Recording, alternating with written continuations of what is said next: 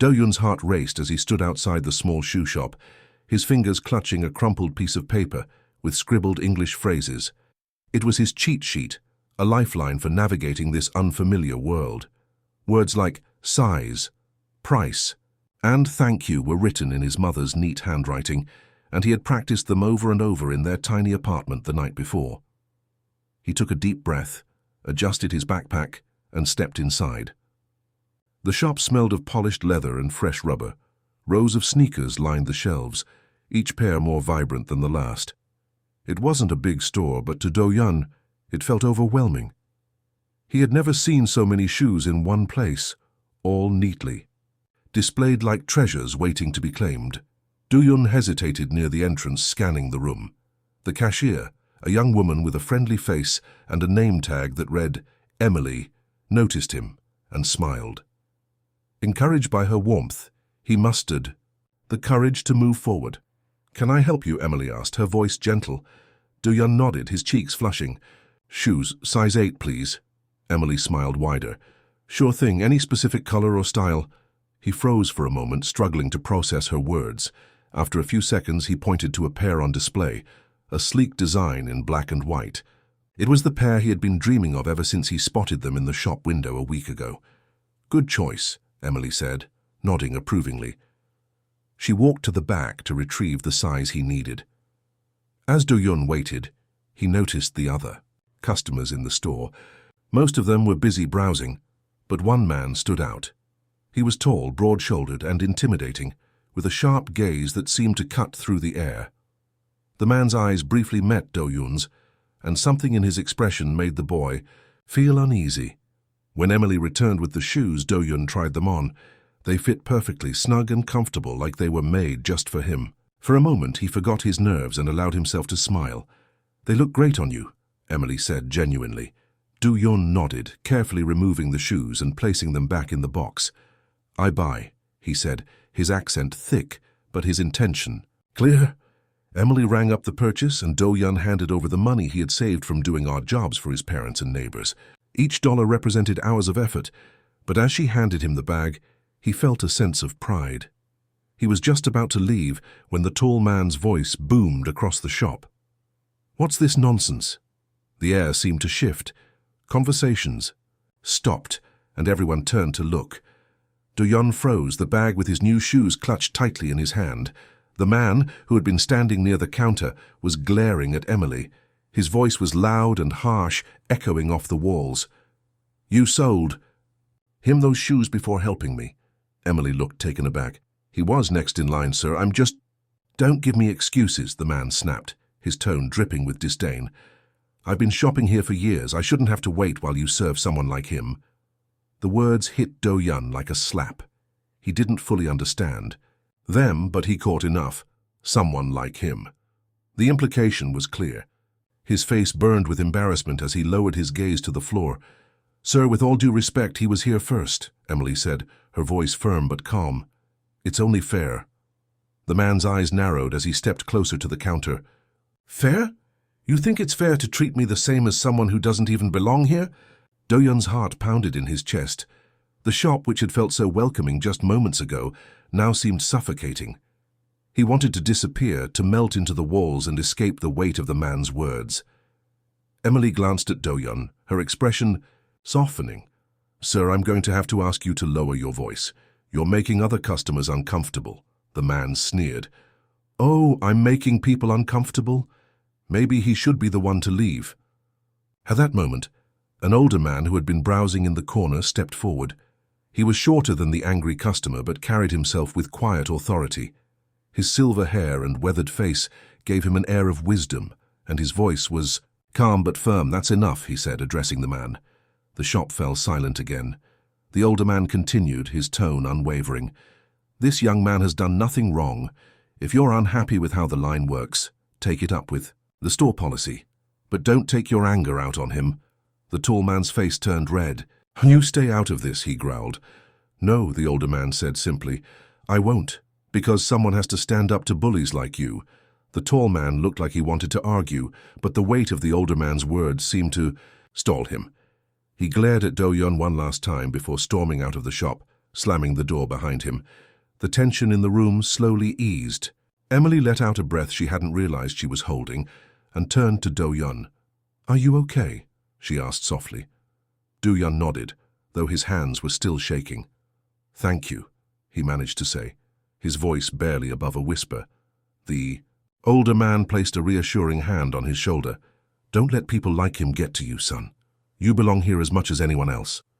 Do-yeon looked up at him, his eyes filled with gratitude.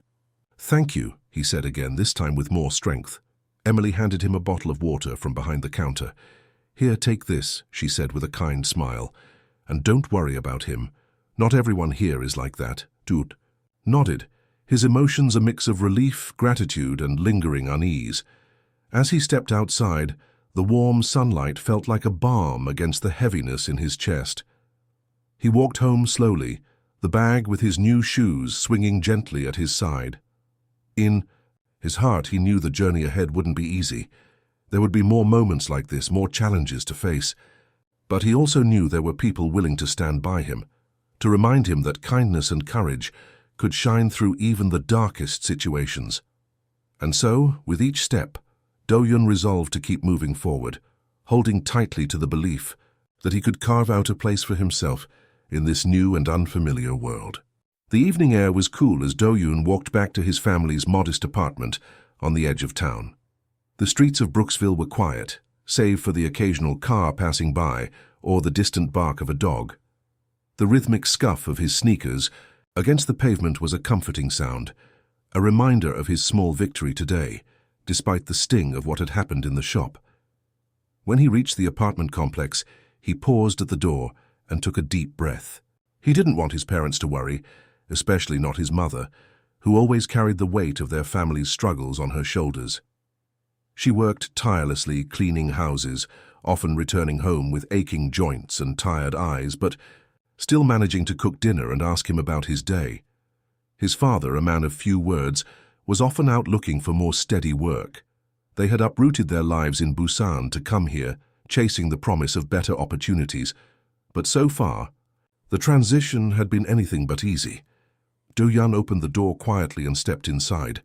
The familiar scent of kimchi stew greeted him, and he spotted his mother at the stove, stirring a pot.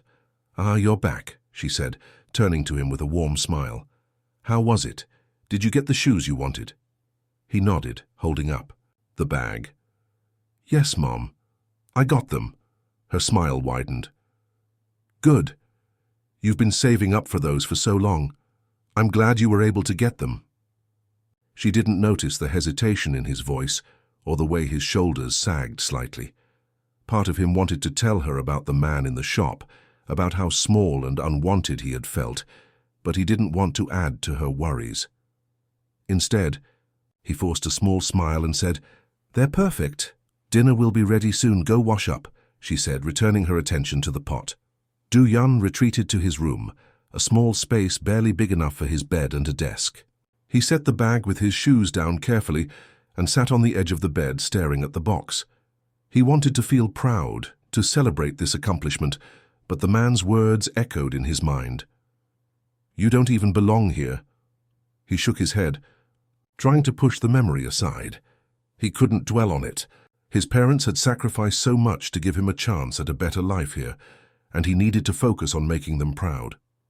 With that thought, he opened the shoebox and gently ran his fingers over the smooth material. They were everything he had hoped for. The next day at school, Do-yeon laced up his new sneakers with a mix of excitement and nervousness.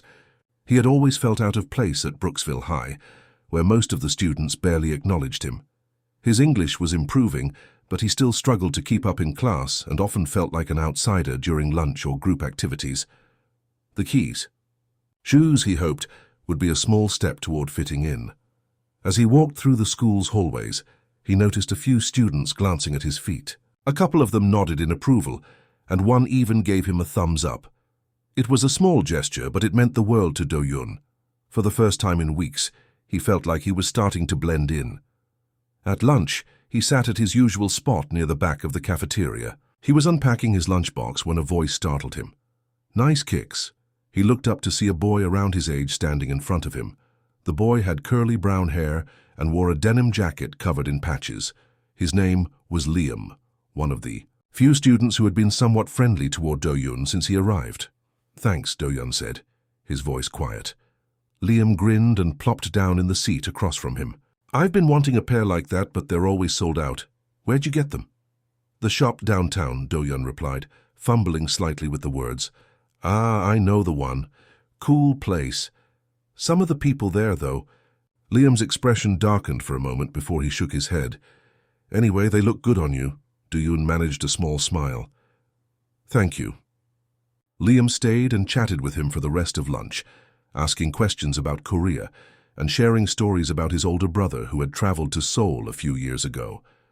For the first time in a long while, Do-Yun felt a flicker of connection, a sense that maybe he could find his place here. But the respite was short-lived. After school, as Do-Yun was walking home, a familiar voice called out behind him, "Hey, it's the sneaker thief." He turned to see two boys from his grade, Logan and Tyler, leaning against the chain-link fence near the basketball court. "We're known troublemakers, always looking for someone to pick on." "What's the matter? Can't speak English?" Logan taunted, smirking. "Bet you stole those shoes, didn't you?"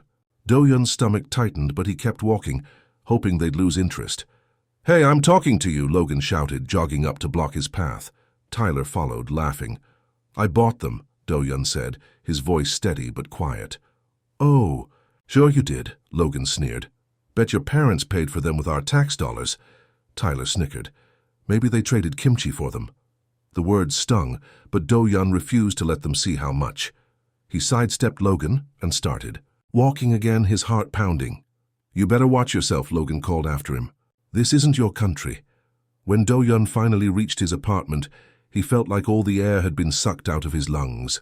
He dropped his backpack by the door and sank onto the couch, his hands trembling. He wanted to scream, to cry, to lash out, but he didn't. Instead, he sat there in silence, replaying the events in his mind.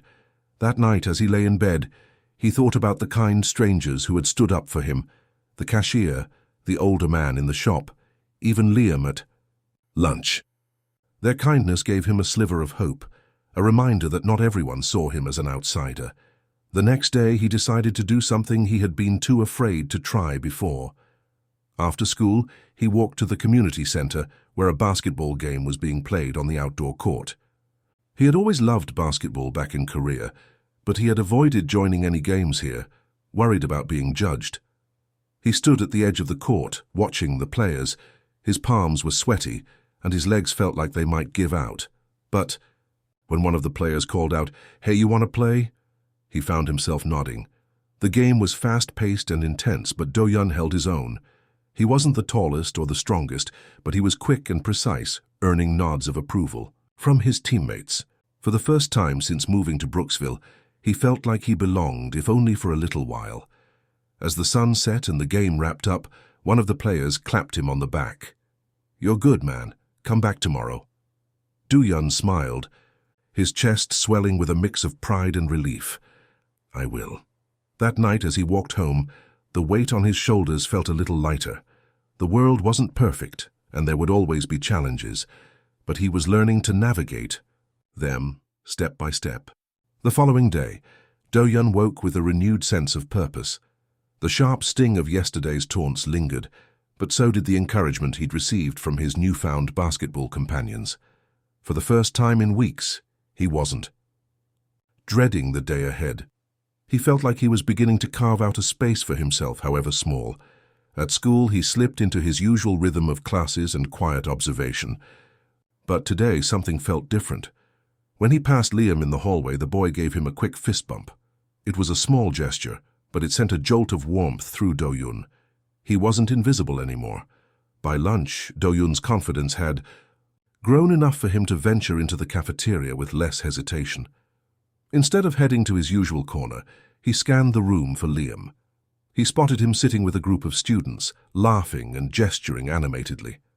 Just as Do-Yun was about to retreat to his solitary spot, Liam noticed him and waved. "Yo, Do-Yun, over here," Liam called, patting the empty seat beside him. The entire table turned to look, their curiosity evident. Do-Yun hesitated, his heart thudding in his chest. But Liam's grin was welcoming, and he found himself moving toward the table. "This is Do-Yun," Liam introduced him to the group. "He's the guy I was telling you about, killer sneakers, pretty good at basketball too." "Hey," one of the boys said, nodding. Another girl smiled at him. "Cool shoes." "Thank you," Do-Yun replied, his accent thick but clear. He felt a flicker of pride at his ability to respond. The group resumed their conversation, occasionally including Do-Yun in the chatter. Though he mostly listened, he felt a sense of belonging he hadn't experienced before. For the first time, the cafeteria wasn't a minefield of isolation. It was a space where he could exist without fear. After school, Do-Yun headed back to the community center basketball court. The same group from the previous day was there, along with a few new faces. When they saw him, one of the boys, Jordan, called out, "Hey, you made it back. Let's see if you can keep up today." The game started, and Do-Yun quickly fell into the rhythm. He wasn't just playing for himself anymore, he was part of a team. The adrenaline coursed through his veins as he darted across the court, making sharp passes and sinking a clean shot from the three-point line. Cheers erupted, and for the first time he felt the thrill of being truly included, but not everyone was welcoming. As the game went on, one of the players, Darren, began making pointed comments. "Hey, nice shot, but try not to hog the ball," he sneered after Do-Yun made a key play. Later, when Do-Yun missed a rebound, Darren muttered, "Figures." The remark stung, but Do-Yun focused on the game, refusing to let Darren's words shake him. He had faced worse. And for every snide comment Darren made, there were teammates like Jordan and a girl named Riley, who cheered him on and high-fived him after every good play. When the game ended, the group gathered at the sidelines, gulping water and wiping sweat. From their brows, Darren shot Do-Yun a glare before walking off without a word. The others, however, lingered, chatting about school and plans for the weekend. "Don't mind Darren," Riley said, nudging Do-Yun's shoulder. "He's just jealous because you're better than him." Do-Yun smiled faintly. "Thank you." "Seriously, you're good," Jordan added. "You should think about trying out for the school team." The suggestion caught Do-Yun off guard. The idea of joining the team was daunting, but the thought also excited him. Back in Korea, basketball had been his passion, a way to escape the pressures of school and family. Could it be the same here? "I think about it," he said, his words halting but sincere. Jordan grinned. "You should. We could use someone like you." As the group dispersed, Do-Yun felt a flicker of hope. Maybe this place wasn't so bad after all. Maybe he could find his footing here, one game, one conversation at a time. That night over dinner, he finally told his parents about his day. His mother's eyes lit up when he mentioned basketball, and even his father gave a small nod of approval. "That's good, son," his father said, his voice steady. "Making friends is important. It will make things easier for you." His mother chimed in, "And basketball. It was always your favorite back home. I'm glad you're finding it here too." Do-Yun nodded, a lump forming in his throat. Their support meant everything to him, and he was determined not to let them down. The following week, he made the decision to try out for the school basketball team. The tryouts were grueling, filled with drills, sprints, and scrimmages that left him breathless and sore. But he gave it everything he had, pouring his heart into every play. When the coach finally posted the roster, Do-Yun's name was on it. He stared at the list, disbelief and joy washing over him. He had done it. He was officially part of the team. Practice began the next day, and it wasn't easy. The other players were more experienced, and some of them looked at him with skepticism. But Do-Yun worked tirelessly, staying late to practice his shots and asking the coach for advice. Slowly but surely, he began to earn the respect of his teammates. One day after practice, as he was packing up his things, Logan and Tyler approached him. Do-Yun's stomach tightened, but he stood his ground, refusing to show fear. "Hey," Logan said, his tone surprisingly neutral. "You're pretty good out there." Do-Yun blinked, unsure how to respond. "Thank you," Logan shrugged. "Yeah, whatever. Just don't get cocky." As the two boys walked away, Do-Yun couldn't help but smile. It wasn't exactly a warm welcome, but it was a step forward. Over the weeks, Do-Yun's confidence grew, both on and off the court. He began speaking up more in class, joining group discussions and even cracking a joke now and then. Liam became one of his closest friends, always ready with a joke or a word of encouragement. And at the basketball games, the cheers from the crowd included his name, a sound that filled him with pride. But the journey wasn't without its challenges. There were still moments of prejudice, still people who looked at him and saw an outsider. Yet with each victory, whether it was sinking a winning shot or making a new friend, Do-yeon proved to himself and others that he belonged. By the end of the season, he wasn't just the boy with the new sneakers. He was Do-yeon, a teammate, a friend, and a force to be reckoned with. And though the road ahead was still uncertain, he knew one thing for sure. He had found his place, and he wasn't going to let anyone take it away. The final basketball game of the season was fast approaching, and the anticipation in the air was palpable. Brooksville High's team had defied expectations all year, earning their spot in the championship game. For Do-yeon, it wasn't just about the trophy. It was about proving to himself that he belonged, not just on the court but in this new life he had been building piece by piece. The day of the game arrived, and the gym was packed with students, parents, and fans. The roar of the crowd echoed in Do-yeon's ears as he laced up his sneakers, the very ones he had worked so hard to buy months ago. They were scuffed now, a testament to the countless hours he had spent on the court, but they still carried the weight of his journey. "All right, team, listen up," Coach Matthews said, gathering the players in a huddle. "This is it, the game we've been working toward all season. Play with heart, play for each other, and leave everything out on that court." The team cheered, and Do-yeon felt a surge of adrenaline. He glanced around at his teammates, Jordan, Riley, even Logan, who had gradually warmed up to him over the season. They weren't just teammates anymore. They were his friends, his community. The game began with a flurry of action. The opposing team was strong, their players tall and aggressive, but Brooksville held their ground. Do-yeon's speed and precision made him a key player, and his teammates relied on him to make quick passes and strategic shots. The crowd cheered every time he scored, their voices a blend of encouragement and pride. By halftime, the score was tied, and the tension in the gym was electric.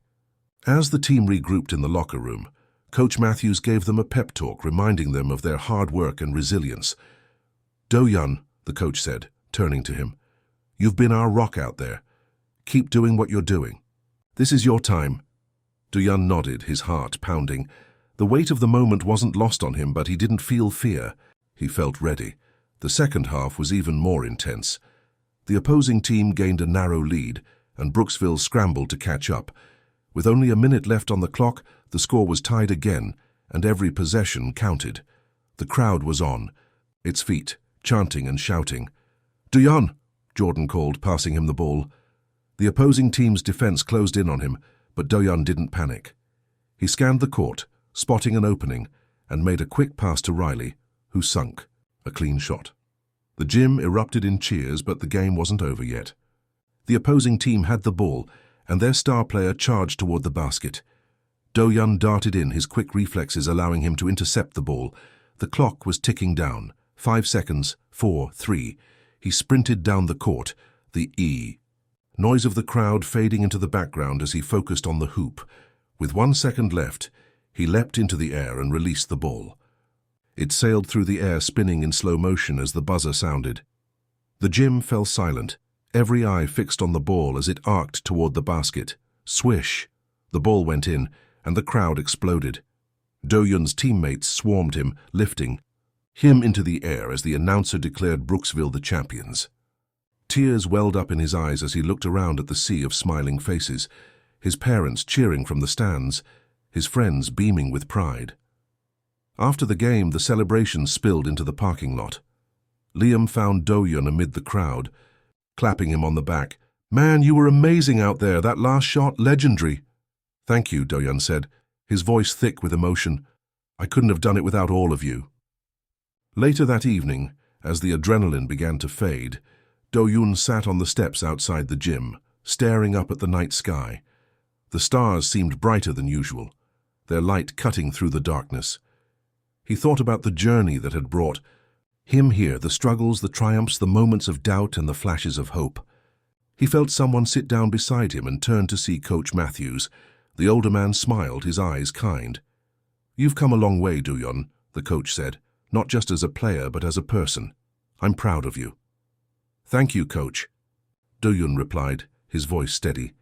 "It means a lot." They sat in companionable silence for a moment before the coach added, "You know, I've been coaching for a long time, and players like you don't come around often. You've got something special, not just talent but heart. Don't ever lose that." Do-yeon nodded, the coach's words settling deep in his chest. He didn't know what the future held, but for the first time he felt like he had the strength to face it. In the days that followed, the victory brought the school closer together. People who had once ignored or underestimated Do-yeon now greeted him in the hallways, their smiles genuine. Logan and Tyler even apologized for their past behavior, their grudging respect transforming into an unexpected camaraderie. Do-yeon's parents were overjoyed, their pride evident in every word and gesture.